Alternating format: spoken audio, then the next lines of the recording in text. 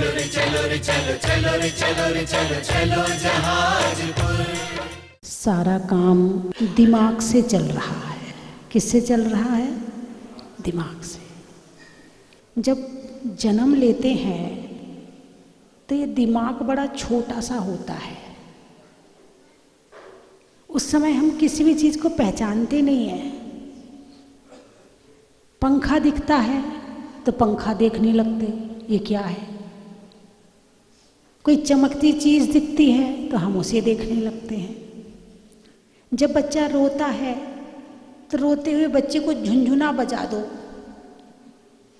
तो क्या होता है? बच्चा रोना भूल जाता है और झुनझुना देखने लगता है, ये क्या है। हर चीज़ को पहचानने की कोशिश करता है। अभी उसका दिमाग डेवलप नहीं है, उसका दिमाग अभी विकसित हो रहा, अभी बीज के रूप में है, थोड़ा थोड़ा बढ़ रहा है, फिर थोड़ा और बड़ा होता है तो थोड़ा पहचानने लगता है, ये माँ है, ये पिताजी हैं, ये चाचा है।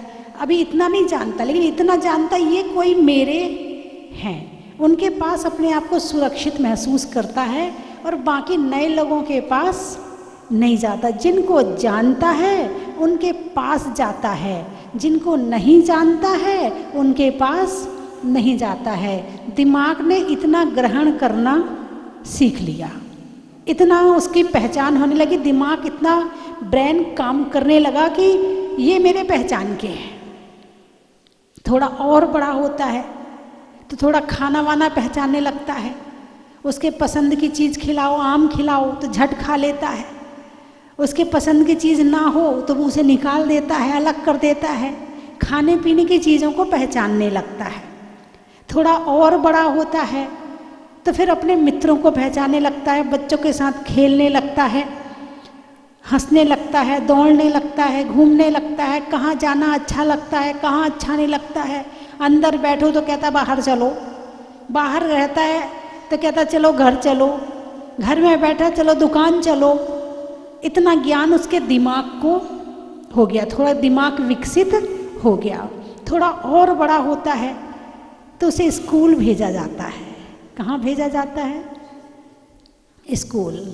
पहले कितने साल में स्कूल जाते थे? 5 साल में। और अब कितने साल में जाते हैं? 2.5 साल में, है ना। विकसित होता हुआ दिमाग है, इस पे प्रेशर डालोगे गड़बड़ हो जाएगा। कम से कम 5 साल तक तो इसके दिमाग को बिल्कुल फ्री रहने दो, इसकी दिमाग की नसों को मजबूत होने दो। कहते हैं कि 5 साल तक बच्चों को डांटना नहीं चाहिए।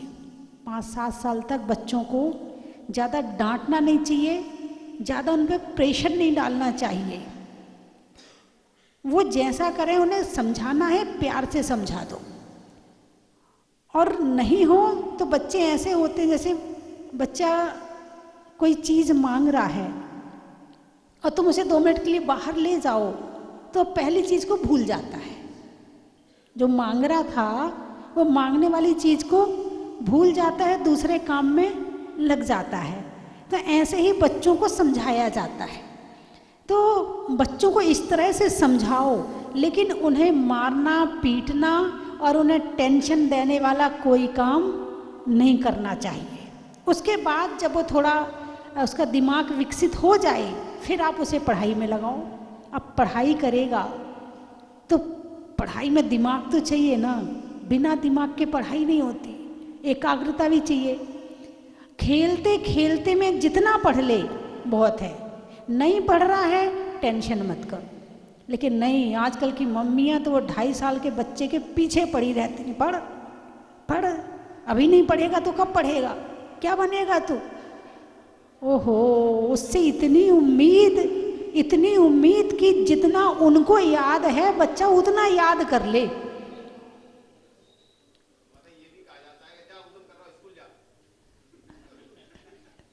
हाँ, समता भी नहीं है और ममता भी कम है, इसलिए कहती 2.5 साल में स्कूल जा। समता नहीं है इसलिए उससे परेशान हो जाती हैं, ममता कम है इसलिए भेज देती हैं। यदि पूरी ममता हो तो भेजने वाली नहीं है। अपने सुख की चिंता ज़्यादा है तो स्कूल जाएगा तो कम से कम मुझे मोबाइल चलाने का टाइम मिल जाएगा। अपने मोबाइल चलाने की पड़ी है इन्हें बच्चे की कोई परवाह नहीं है तो सही, लेकिन फिर भी जितनी होनी चाहिए अपना मोबाइल चलाने का टाइम नहीं हटना चाहिए। चल तू एक तू ले ले, एक मैं ले लेती हूँ। यदि नहीं गया तो छुट्टी वाले दिन एक तू ले ले और एक मैं ले लेती हूँ, दोनों मोबाइल चलाओ। बंधुओं, इस मोबाइल का सबसे ज़्यादा असर यदि किसी चीज़ पर है तो उसका नाम है दिमाग। इंसान के पास में वर्तमान समय में सारे सेट होंगे, हैं और हो रहे हैं और होते रहेंगे। डायमंड सेट, हार का सेट, साड़ी का सेट, साड़ी के सेट में सब आ जाएंगी ना, चूड़ी वूड़ी जितनी उनकी मैचिंग की होती है वो सारी चीज़ आ जाएगी। डाइनिंग सेट, ड्रेसिंग सेट और कौन कौन से सेट, सोफ़ा सेट। अब वर्तमान में केवल एक ही चीज़ अपसेट होने वाली है, उसका नाम है माइंड अपसेट। घर में सारे सेट हैं मगर माइंड सेट नहीं रहेगा, क्योंकि इस माइंड पर अटैक करने वाला सबसे ज़्यादा मोबाइल है। पहले के लोग दिन भर काम करते थे, उसके बाद दिमाग खाली हो जाता था, जाके स्वाध्याय सुन लेते थे, मंदिर चले जाते थे, बच्चों के साथ खेल लेते थे। यही था ना। जब अपने दुकान से व्यापार से समय निकला तो अपने इसमें लग गए। लेकिन अब दुकान में बैठे बैठे भी 2 मिनट का टाइम मिले तो तुरंत हाथ में मोबाइल आ जाता है। महिलाओं को जरा सा टाइम मिले तुरंत मोबाइल हाथ में आ जाता है। यानी कि मोबाइल ने दिमाग की कसरत इतनी भयंकर करवा दी है। कहते हैं ना, व्यायाम करने से शरीर स्वस्थ रहता है, लेकिन यदि दिन भर व्यायाम करते रहो तो बीमार हो जाओगे। क्या? ऐसे ही अब ये तुम्हारा दिमाग तो फिर भी मजबूत है, मोबाइल को झेल लेगा, क्योंकि बचपन से तुम्हें मोबाइल नहीं मिला, तुम्हारे दिमाग को मजबूत होने का समय मिला था। आजकल के बच्चों पर तो बड़ी दया आती है, बड़ी दया आती है। इनका क्या होगा आगे जा कर के। और आने वाले समय में सबसे ज़्यादा डिप्रेशन की बीमारी होगी। क्यों? क्योंकि सबसे ज़्यादा लोड किस पर पड़ रहा है? दिमाग पर पड़ रहा है। और डिप्रेशन की बीमारी कहाँ होती है? हाथ में, पाँव में, नाक में, कान में, आँख में। कहाँ होती है? अरे बोलिए ना। आँख बढ़िया, कान बढ़िया, हाथ पाँव बढ़िया, सब बढ़िया, केवल एक चीज़ बढ़िया नहीं है, वो दिख नहीं रही है, और बढ़िया वो ही नहीं है। तो दिमाग को स्वस्थ रखना सबसे ज़्यादा जरूरी है।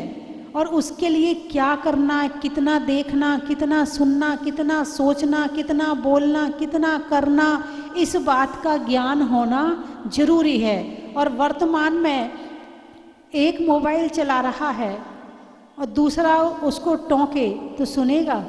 अरे तुम भी तो चलाते हो, जब तुम चलाते तो हमें क्यों मना कर रहे हो? बच्चे भी मम्मी को कहते हैं, मम्मी तुम भी तो चलाती हो, जब तुम चला रही तो हम क्यों ना चलाएं? अब मम्मी को थोड़ी तो चिंता है ना बच्चों की। बच्चा छोटा है, मोबाइल चलाएगा, इसकी आंखें खराब हो जाएंगी, इसका दिमाग खराब हो जाएगा, थोड़ी तो चिंता है ना बच्चे की। तो माँ डांटती है तो बच्चा भी जवाब देता, तुम भी तो चला रही हो, तुम बंद कर दो तो मैं भी बंद कर दूंगा। अब बोलो किस मम्मी की ताकत है जो मोबाइल बंद कर दे? कौन सी मम्मी बैठी है जो अपने बच्चे से इतना प्यार करती है कि वो मोबाइल चलाना बंद कर देगी? कितनी मम्मी बैठी यहाँ पर बताओ। घर में जब मोबाइल रहेगा ही नहीं तो बच्चा क्या चलाएगा? तुम्हारे हाथ से छीन के ही तो चलाता है ना। है कोई मम्मी? मैंने तो एक बार इन्हें सलाह भी दी थी कि एक छोटा मोबाइल खरीद लो जिसमें स्क्रीन वगैरह जो बड़ी वाली होती वो ना हो, केवल सुनने के लिए हो, और बड़ा तो तुम्हारे पास में है ही। तो जब बच्चा स्कूल जाए तो तुम बड़ा मोबाइल निकाल के घंटा भर देख लो, और बाकी जब बच्चे का आने का टाइम हो तो उसे ताले में बंद करके रख दो, छोटे मोबाइल से काम चला लो, तुम्हारा काम भी हो गया, तुम्हारे बच्चे का काम भी हो गया। बोलिए हाँ या ना, सही है कि नहीं है? यदि बच्चों की आंखें, बच्चों के दिमाग सुरक्षित करने हैं तो इसके लिए आपको कहीं ना कहीं बलिदान देना होगा, अपने सुख को छोड़ना होगा, तब कहीं जाके तुम्हारे बच्चों की सुरक्षा हो पाएगी। इतने इतने से बच्चों को चश्मा चढ़ गया, चश्मा तो छोड़ो, यदि आँख में प्रॉब्लम आ गई तो चश्मा लगा लोगे, दिमाग में प्रॉब्लम आ गई तो कौन सा चश्मा लगाओगे?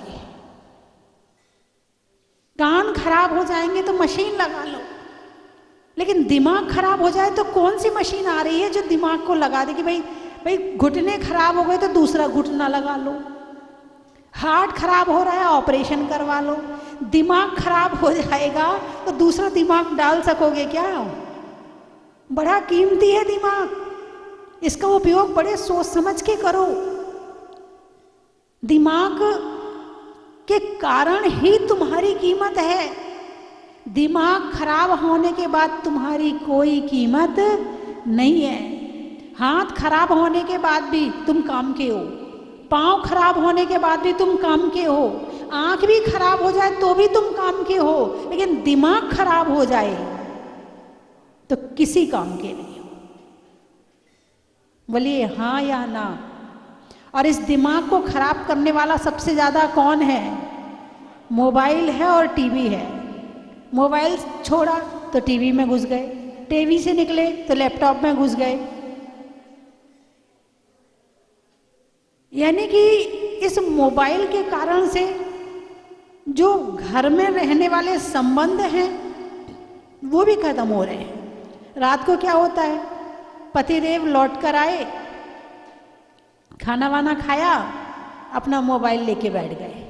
अब बच्चे आसपास खेल रहे, मुंह देख रहे, पापा हमसे बात करेंगे। पापा को फुर्सत ही नहीं है बात करने की। अब दिन भर तो मोबाइल चलाने को मिला नहीं, काम कर रहे थे, अब रात को ही तो मिला है, अभी भी ना चलाएं क्या? अब बेचारे बच्चे वैसे ही चले गए। इधर पत्नी अपना मोबाइल लेके बैठ गई, दोनों अपने अपने मोबाइल में चैट कर रहे हैं। क्या कर रहे हैं? चैट कर रहे हैं। किससे कर रहे हैं? औरों से कर रहे हैं। जो सामने बैठा है ना उससे बातें नहीं हो रही हैं, जो सामने नहीं है, अरे बोलिए ना, उससे बात हो रही है। जब बच्चा हॉस्टल से आता है घर वापस, माँ चाहती वो मेरे से बात करे, मेरे से बोले, है ना। अब बच्चा अपने मोबाइल में लगा है, अपने दोस्त से चैट कर रहा है, जिसको छोड़ के आया है उससे बात कर रहा है। अब मम्मी कह रही बेटा सुन, क्या खाएगा? जो तुम्हारी मर्जी हो बना लो। अरे बेटा मेरी तरफ देख तो ले। अरे मम्मी मैं अभी अपने दोस्त से बात करूँगी, मेरे से बात मत करो। जो नहीं है उसकी कीमत ज़्यादा है, जो सामने है उसकी कीमत नहीं है। अरे ऐसा एक बार नहीं, आपके साथ में दिन में कई बार होता होगा। कई बार तो मेहमान घर में आते हैं और घर वाले अपने मोबाइल पे लगे रहते हैं। वो कहता मैं कहाँ से आ गया, ये मोबाइल पे ही बात करता है ना, तो इससे अच्छा आता नहीं, इससे मोबाइल पे ही बोल लेता, ये बोल तो लेता कम से कम। अब मैं इतनी दूर का सफ़र करके आया हूँ, हैं, इतना लंबा सफ़र करके आया, इसके घर आया और ये मेरे से बात नहीं कर रहा, मोबाइल पे कर रहा है। इसका मतलब ये सामने बात नहीं करेगा, वो वापस चला जाता, वो भी मोबाइल पे ही बात करता। ठीक है भाई साहब, और ठीक हो? हाँ ठीक है। मिलना जुलना बंद। इस मोबाइल ने इंसान को अकेला कर दिया है। इस मोबाइल ने इंसान को स्वार्थी बना दिया है। बस जो कुछ है सब मोबाइल में ही है बस, और कहीं कुछ नहीं बचा। अब तो दर्शन करने भी भगवान के जाते हैं ना, तो भगवान के जहाँ तीर्थों पे जब जाते हो तो क्या करते हो? गए, क्या मंदिर है, भगवान के साथ सेल्फी। किसके साथ? यानी दर्शन में इतना मन नहीं लगता है जितना मन पहुंचने के पहले तैयार रहते हो, जाएंगे तो फोटो खिंचाएंगे। वो गया था तो उसने अपना फोटो डाला था स्टेटस पर, अब मैं अपना लगाऊंगा, देखो हम यहाँ हैं। माता जी के पास आते हैं, अरे बोलिए ना, मतलब पहले आते थे तो लोग वंदामी करते थे, वंदामी करने के साथ थोड़ा टाइम, माता जी थोड़ा हाथ उठा दो ना, माता जी थोड़ा हमारी तरफ देख लो ना, फोटो खींच रही है। अब बताओ माता जी को तक फंसा रहे हैं इसमें। माता जी जैसी बैठी हैं उनकी वैसे तुम्हें जो करना है कर लो, माता जी से मत कहो। लेकिन नहीं, फोटो का तो इतना क्रेज हो गया है, इतना क्रेज हो गया है कि अब ज़्यादा से ज़्यादा दिमाग किस पे होता है, या तो अपनी फोटो डालने पर होता है या दूसरों की फोटो देखने पर होता है। मोबाइल खोलते सबसे पहले क्या खोलते हो? अरे बोलिए ना, व्हाट्सएप। फिर उसके बाद न्यूज़ बाद में पढ़ते हो व्हाट्सएप की, उसमें स्टेटस खोलते हो, किसने कौन सा डाला है। अब धर्म करने का तरीका बदल गया है। लोग मेरे से कहते, बोले माता जी अब आपके साथ फोटो खींचेगी तो फिर हम स्टेटस पर लगाएंगे, फिर लोग देखेंगे तो धर्म हुआ ना। मैंने कहा ये फोटो का धर्म रह गया है और साक्षात का धर्म कम हो गया है। सब चीज डिजिटल हो रही है, आत्मा भी डिजिटल है, उस पर भी तो ध्यान दो, हैं बंधुओं। बात चल रही है दिमाग की कि सबसे ज्यादा यदि हमारे पास कीमती चीज है तो उसका नाम है दिमाग, और इसी कारण से मनुष्य की कीमत है। दिमाग भी कई तरह के होते हैं, बचपन में तो सबके एक से ही होते हैं, लेकिन जैसे जैसे धीरे धीरे बड़ा होता है, एक कहता मैं इंजीनियर बनूंगा, एक कहता मैं पायलट बनूंगा, एक कहता है मैं डॉक्टर बनूंगा, एक कहता मैं सेना में जाऊंगा। सब अलग, सबके अलग अलग विचार हैं। फिर जिसको जिस लाइन में जाना है उस लाइन के विचार, पढ़ाई लिखाई, शब्द वो इकट्ठे कर लेता है दिमाग में, और उसका अभ्यास करके उस मार्ग में आगे चला जाता है। वैज्ञानिक का दिमाग क्या करता है? अरे बोलिए ना, खोज करता है। क्या करता है? ये मोबाइल कैसे बना, लैपटॉप कैसे बना, ये मशीनें कैसे बनी, लाइट कैसे आई, किसने बनाई? तुम तो केवल यूज करते हो, कहाँ से बनी कैसे बनी इस बात की कोई मतलब नहीं है। बहुत सारे वैज्ञानिक हैं दुनिया में जो अभी भी खोज में लगे हुए हैं, लेकिन ये पुद्गल को ही खोज रहे हैं। इन्होंने पुद्गल की शक्ति को बहुत अच्छी तरह से खोजा है। यहाँ बैठे हैं, बटन दबाई, हेलो, वहाँ की आवाज़ आ गई, हेलो। अब आप कमाल देखो, इंसान तो यहाँ की आवाज़ बाहर नहीं जा रही है और यहाँ की आवाज़ अमेरिका पहुँच गई। ये चमत्कार तो है, लेकिन ये पुद्गल का चमत्कार है। किसका चमत्कार है? पुद्गल का चमत्कार है। तो दिमाग जो होता है, जो वैज्ञानिक का दिमाग वो खोज करता है, इंजीनियर का दिमाग लाइनें खींचता है। क्या करता है? लाइनें, उसका काम क्या है? केवल लाइन ही तो खींच रहा है वो, और कर क्या रहा है? अब उन लाइनों में क्या भरा हुआ है वो बात अलग है।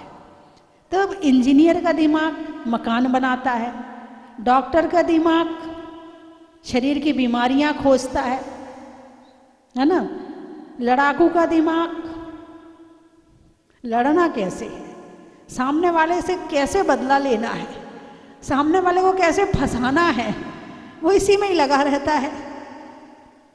और जिसका दिमाग फैशनेबल का दिमाग, क्या फैशनेबल का दिमाग, बाल कैसे बनाने हैं, कौन सी क्रीम लगानी है, कौन से ब्यूटी पार्लर में जाना है, कौन सा नेल पॉलिश लगाना है, हाथ पैर की सफाई कैसे करनी है, खुद की कैसी है, सामने वाले की कैसी है, उसका दिमाग शरीर में ही लगा रहता है।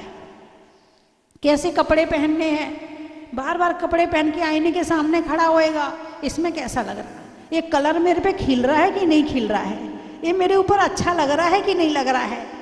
दुकानों में भी आजकल इस चीज़ के लिए मुझे लगता है कि काफ़ी व्यवस्था करी जा रही है कि कपड़े पहन पहन के देखो, जो अच्छा लग रहा है वही लेना, दूसरा मत लेना।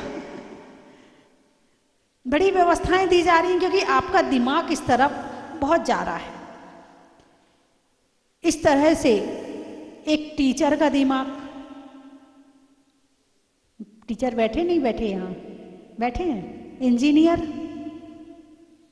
इंजीनियर लकीर खींच रहे हैं बैठ के। अच्छा, एक व्यापारी का दिमाग, 1 का 2 कैसे करना है, ऐसा क्या करें 1 का 2 तो छोड़ो 1 का 10 हो जाए, और 1 का 10 तो छोड़ो 1 का 100 हो जाए। कैसे करना, ये व्यापारी का दिमाग। एक नेता का दिमाग है, हाँ नहीं इनके लिए नहीं है, नेता तो बहुत सारे हैं ना, ये तो नेताजी हैं, अच्छे वाले नेता हैं ये तो। लेकिन जो नेता होते हैं उनका, जैसे जिसकी पार्टी आ गई तो उसको तो काम करना है, लेकिन जिसकी पार्टी नहीं है उसका काम रहेगा उसकी काम में कमी देखना, कहाँ से कौन सा क्लू मिले कि उसको हम मुद्दा बनाएं, और मुद्दा बना के उनका उल्टा प्रचार करें, विरोध करें, रैली निकालें, प्रदर्शन करें। उनका दिमाग इसी में ही लगा रहता। नहीं आपका नहीं कह रही हूँ, दिमाग बता रहे, दिमाग कितने तरह के होते हैं, है ना। और एक टीचर का दिमाग बनाता है। टीचर का बड़ा महत्वपूर्ण काम है। जितने इंजीनियर हैं, डॉक्टर हैं, जितने वैज्ञानिक हैं, चाहे कोई भी हो, सबका वास्ता सबसे पहले टीचर से ही पड़ता है। टीचर से ही शुरुआत होती है। यदि सबसे ज़्यादा कीमती काम किसी का है दिमाग बनाने का, तो वो है टीचर। और टीचर को सावधान होकर के दिमाग बनाने का काम करना चाहिए, बड़े अलर्ट होकर के, कि किस तरह बच्चों में संस्कार डालना है, बच्चों को कैसा बनाना है, आगे कैसे बढ़ाना है, इस बात का ज्ञान होना जरूरी है। एक टीचर थे तो मैंने एक शिविर लगाया। शिविर में मैंने कहा कि अपने अपने विचार लिख के लाओ। अब विचार लिख के लाए तो मैंने विचार पढ़े। जब उस टीचर का मैंने वो कागज़ उठाया और मैंने वो पढ़ा, मैंने कहा लिखा क्या है मुझे ही समझ में नहीं आ रहा है, और ये टीचर नहीं, ये तो प्रिंसिपल है। बन कैसे गई ये टीचर? ऐसे टीचर यदि रहे भारत में तो बच्चों का भविष्य खतरे में है। फिर वो बच्चों में संस्कार देने वाले नहीं है। यदि अज्ञानी को टीचर बना दिया, बड़ा इसमें शोध होना चाहिए कि टीचर कौन होना चाहिए। ऐसा नहीं कि किसी को भी टीचर बना दिया, हर कोई को टीचर नहीं बनाना चाहिए। और एक टीचर ऐसा है वहाँ पर, उसी स्कूल में, पास में स्कूल है उसमें, कि वहाँ का कोई भी अच्छा काम होता भाई जैन साहब करेंगे, जैन टीचर करेंगे, जैन सर करेंगे, उनको सारे काम पकड़ा दिए जाते हैं। तो ऐसे भी हैं। तो बंधुओं, बात कुछ समझ में आई दिमाग की? अरे बोलिए ना। लोग क्या कहते, हमसे बात मत करो, हमारा दिमाग खराब हो रहा है। कभी कभी कहते हो नहीं कहते, हमसे बात मत करो, अभी अभी हमारा दिमाग, मतलब दिमाग खराब भी होता है। इसका मतलब दिमाग खराब भी होता है। और कभी कभी कहते भाई बताओ मूड बढ़िया है आज, तो क्या बढ़िया है? आज मूड बढ़िया है, जो कहना हो सो कह लो। तो इसका मतलब ये है, यदि किसी को संभालने की ज़रूरत है तो उसका नाम है दिमाग। और बुढ़ापे तक काम लेना है इससे, हैं? यदि बीच में ही खराब कर लोगे तो बुढ़ापे तक कैसे पहुंचोगे? दिमाग खराब हो गया और शरीर खराब नहीं हुआ तो इसका मतलब अभी ऊपर जाने वाले तो नहीं हो। ठीक है ना? दिमाग खराब हो गया, शरीर खराब नहीं हुआ, इसका मतलब आयु कर में तो अभी बाकी है, जीना तो पड़ेगा, लेकिन दिमाग खराब के साथ जियोगे तो जिंदगी अच्छी लगने वाली नहीं है। इसलिए अच्छी जिंदगी को लगाना हो, जिंदगी में अच्छा लगाना हो, तो सबसे पहले अपने दिमाग को ठंडा, वो क्या कहा जाता है, हाँ, पेट नरम, पैर गरम और दिमाग ठंडा। और डॉक्टर आए तो उसे मारो नहीं, नहीं मैं क्यों कहूं, मारने वाली बात नहीं कहूंगी, ये आपने कही है, डंडा। मतलब कहने का अभिप्राय है कि ये स्वस्थ व्यक्ति की निशानी है, जो एक स्वास्थ्य जीवन में मिलना चाहिए। पैर गरम, पेट नरम और दिमाग ठंडा। अब क्या हो रहा है, पैर ठंडा, पेट कड़ा और सिर, और सारे दिन झगड़े के अलावा वो कुछ करने वाला। बोले इसका दिमाग गर्म हो रहा है अभी। क्या हो रहा है अभी इसका दिमाग? बहुत गर्म दिमाग का है ये आदमी। कहते हो नहीं कहते हो?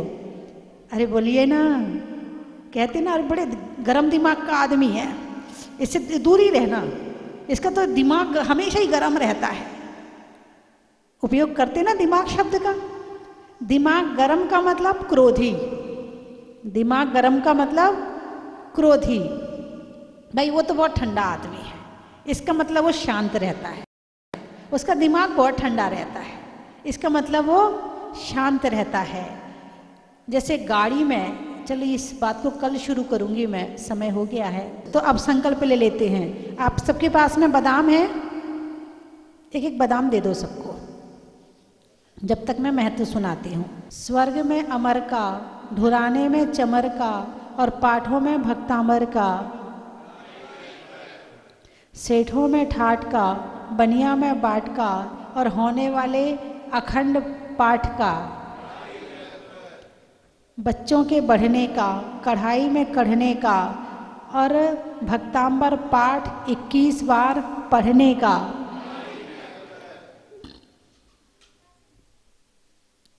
अनाज में दाने का, इनाम में पाने का और भक्तांबर पाठ में ज़्यादा से ज़्यादा आने का। पुलिस में वर्दी का, रेलवे स्टेशन में गर्दी का और होने वाली सर्दी का। अनाज में चने का, पेड़ में तने का और आज से लेकर कल तक घर में नहीं बैठने का। आज का नियम, एक छोटा सा नियम दे दूं आज के लिए। अरे बोलिए ना, दोपहर में सोना नहीं है, आज का नियम। सब महिलाओं को दोपहर में 2 से लेके 1 बजे से लेके 5 साढ़े 4 5 बजे तक भक्तांबर पाठ में बैठना। रात में तो आना ही आना है, दोपहर में पूरा आपको संभालना है। भावों में अल्प का और लेने में भक्तांबर पाठ के संकल्प का। ये गुरु माँ की महिमा है देखो अपार, साधु है जीवों की तारणहार। ये गुरु माँ की महिमा है देखो अपार, नहीं ठंड गर्मी न बारिश में आड़, सभी परेशानों को सहे निर्विकार। गुरु माँ है हम सब की तारणहार, ये गुरु माँ की महिमा है देखो अपार। दर्द उठे प्यास जगे याद सताए, आत्मा में लीन सदा निज में समाए। क्रोध नहीं लोभ नहीं मोह से है दूर, सत्य और अहिंसा की संग लिए डोर। विषयों से है दूर चाह कुछ नहीं, जग को दिया छोड़ आस कुछ नहीं। हर घड़ी है हर पल बस मोक्ष की ही आस। गुरु माँ है हम सब की तारणहार, ये गुरु माँ की महिमा है।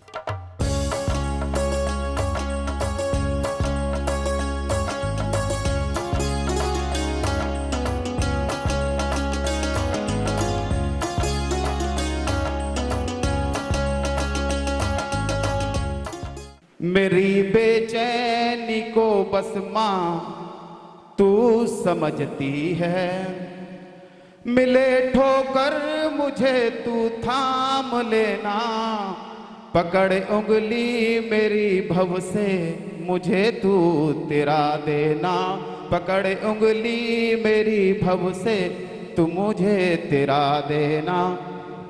आदरणीय माता जी के चरणों में कोटि कोटि वंदन। और मैं सकल दिगंबर जैन समाज की ओर से अनुरोध करूंगा कि माता जी हमें आशीर्वचन दें। जो अद्वितीय, अस्मरणीय, अतुलनीय है, इसके दर्शन करके जो हमारा रोम रोम खिल उठा है, मैं उसको शब्दों में बयान नहीं कर सकता।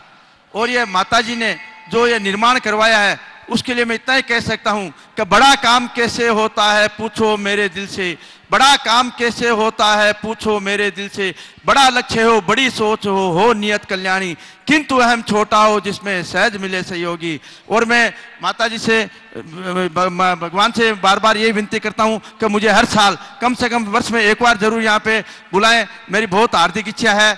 और यही बोलूँगा, उस ओर ले चलो हमें प्रभु, उस ओर ले चलो हमें प्रभु, जहाँ शोक न हो, संताप न हो, मानवता का परिहासन हो, निष्ठुरता का अभिशाप न हो।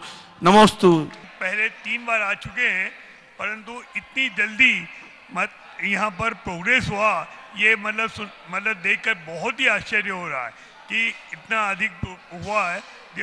इतना ये सब माता जी का के कारण आशीर्वाद है, इसके कारण से हुआ, हमको बार बार यहाँ आना पड़ा।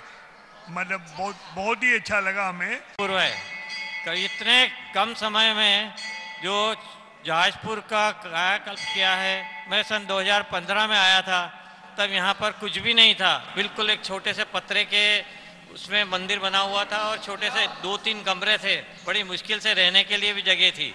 और आज जो बना दिया है वो तो कोई कल्पना भी नहीं कर सकता है। जय जिनेंद्र।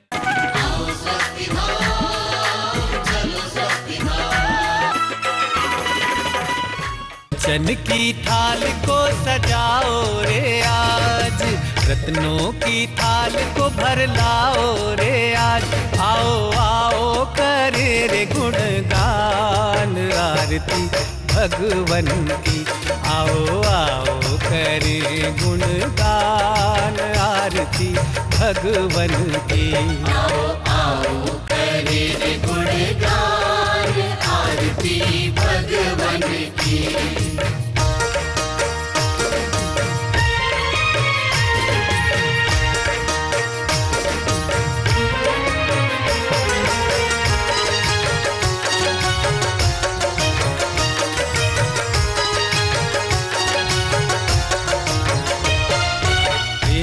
सुमित्र के राज दुलारे, माँ पद्मा जी के नैनों के तारे, पिता सुमित्र के राज दुलारे, माँ पद्मा जी के नैनों के तारे, राजगृही में जन्म लियो आप, राजगृही में जन्म लियो आप, आओ आओ मनाए खुशी आज आरती भगवन की, आओ आओ करे गुणगान आरती भगवन की, आओ आओ करे गुणगान आरती भगवन की।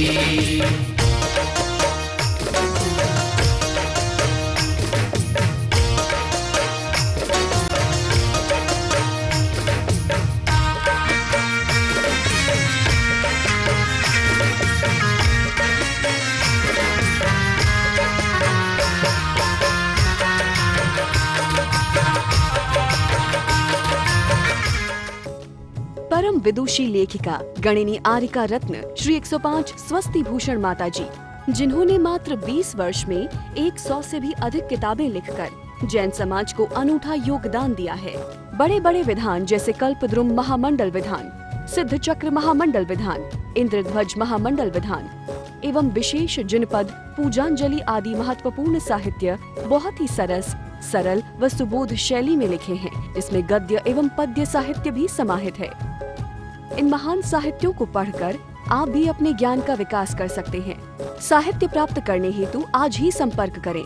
संपर्क सूत्र 7906062500 9868345768।